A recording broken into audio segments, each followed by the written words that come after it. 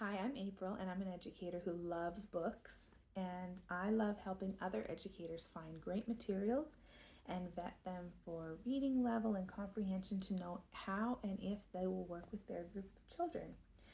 So this book, Canada Animals by Paul Covello, has some really great curriculum tie-ins if you're teaching about ecosystems and animal habitats, because on each page there's a different animal, and you could use this as a jumping off place. You could do an art activity where you have the children draw their own illustration for some animal that maybe you're looking at an ecosystem or a habitat for, and then they have to fill in the surrounding area with signals that they can show you their understanding of the curriculum.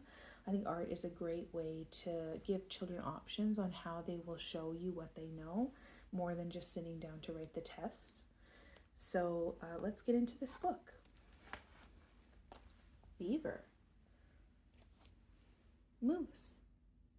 You can see how this book has these really simple illustrations, and you could actually also ask the children, depending on the age group you're working with, what do you see? What do you see in this habitat for the loon?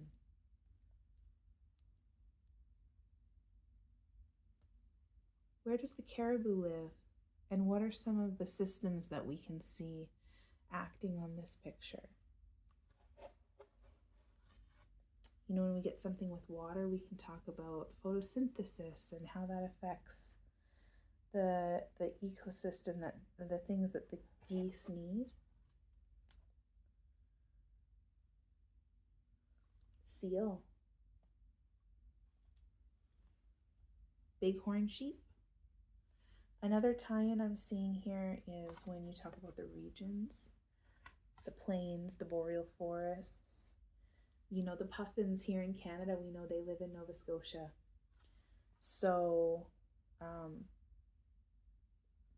that's one of our habitats, one of our ecosystems, very different than where the lynx lives.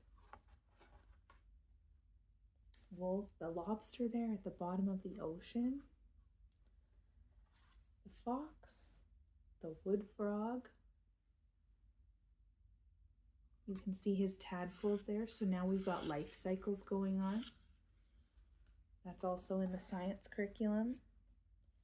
Humpback whale, narwhal, blue whale, orca, beluga whale. Oceans, if you're in Nova Scotia. There's a class on oceans, one of the sciences. There's the salmon. And the pine marten. There's a cute creature we don't talk about very much. The otter. Snowshoe hare. So now we've got an animal that changes with the seasons. Muskox and the bison. The walrus and the porcupine. Oh, we've got night animals here. The flying squirrel, bat, skunk, raccoon, chipmunk, squirrel, Canada jay, chickadee, woodpecker, and robin. So those are all the animals of Canada Animals by Paul Covello. Again, I think it's a really cool book that you can use in a lot of different ways in the classroom as a prompt to get kids thinking about how they could make their own sort of picture that demonstrates their science knowledge, or as a conversation starter. Yeah, let your creativity flow.